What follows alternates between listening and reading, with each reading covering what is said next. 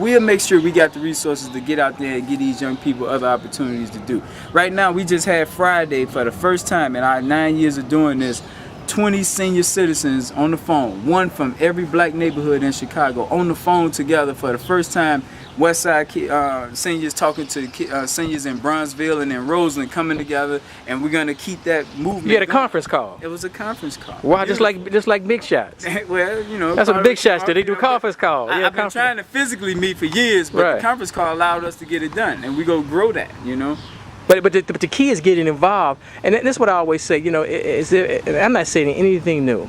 We donate large sums of money to the church. I think I once read in Black Enterprise, maybe 70% of all the money African Americans donate goes to the church. Yeah. And I'm not saying that's all good and all bad, but we got to start giving to people like you who are on the ground. That's where you come in. Right. It's this zip code has 93 churches. It's the second largest zip code in Illinois in terms of how many churches are in that zip code. Roseland has the most with 128. Wait, let's say that before you go. I don't want to slow you down. Remember, Inglewood is one of the worst neighborhoods with crime and poverty, and Roseland just as bad. And some of the Roseland and Inglewood one of some of the worst neighborhoods in all of America, but they have the most what? Churches. Churches. Now, I don't like saying worse. I call it unstable. Saying that. Okay. Yeah, go I know ahead, you're saying, but it's important for people to understand. Instability is one of the biggest challenges. You got people who lives are unstable, and if you're not working, you know what I mean? I'm not finna volunteer and I need money, you know? So it's the instability in our neighborhoods, and some people call it worse. Well, they destabilize. There's destabilized neighborhoods, right? Exactly. And I mean, lack of fathers in the household, that destabilizes his jobs, you name it. All that's part of the instability that we want to come in and add some layers of support. The key to stop most of the crime is give the young people something to do. Since they don't have fathers, their mothers are working all day long. See, I disagree with you. I'm asking, I'm being that's what Mayor open Daley to is question. saying. Yeah, Watch this. Right now, the prison industrial complex has worked with the politicians to create the zero tolerance and the laws that's getting our young third graders in the pipeline for prisons. Why they gonna make profits at. You got the homicide rate wiping out 66% of all homicides is young black boys 15 to 24. HIV. Do we got time for our black kids to be occupied? No. We got to be preparing them in development. Development is different than occupying. We got to make sure they being exposed to other things so that they can see that this life that they live in is garbage and it's not consistent. Because all they see is the hood. All they know is the hood. Yeah. So I refute that we need them to. I say they don't even need jobs. So, we don't need money. If we have what about midnight? What about midnight basketball? All day basketball. That's entertainment. We at war. Okay. We at war and we entertain. I'm being facetious. But but that's what they do. They say you need more recreation, basketball. We call it WRT, work, recreation, and training.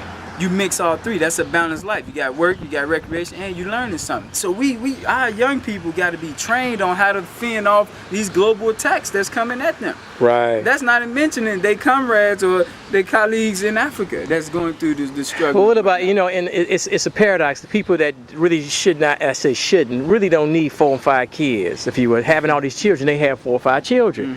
It's summertime, mom and daddy at work and the children by themselves, and they making babies. They getting their freak on.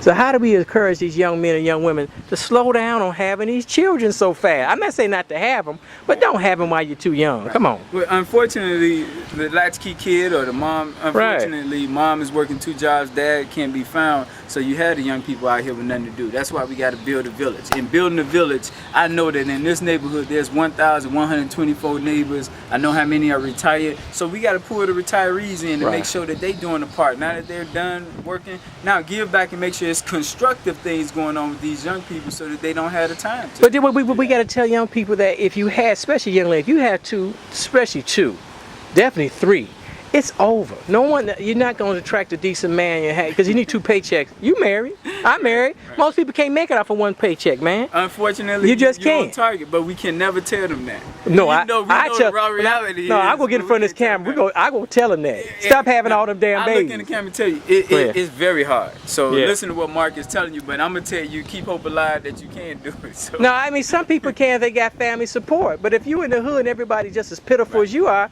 and I'm being harsh about it.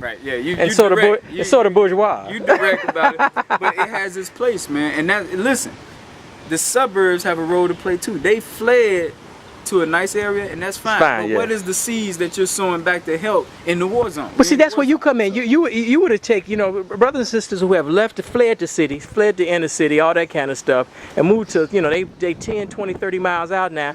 But they could donate to your organization. I mean, donate to their zip code through our organization, because we're gonna keep the money. No one on our team gets paid. Everything we do is sold right back into that neighborhood. So don't give to us, give through us, but it's going back in whatever neighborhood you tell us you want it to go to.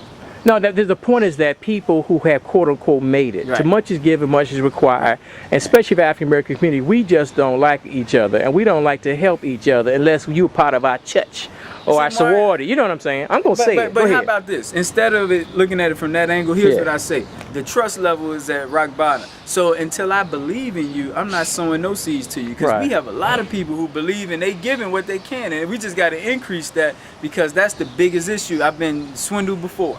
So I'm not finna sit up there and trust you again. I got to see your commitment and your dedication before I give you anything.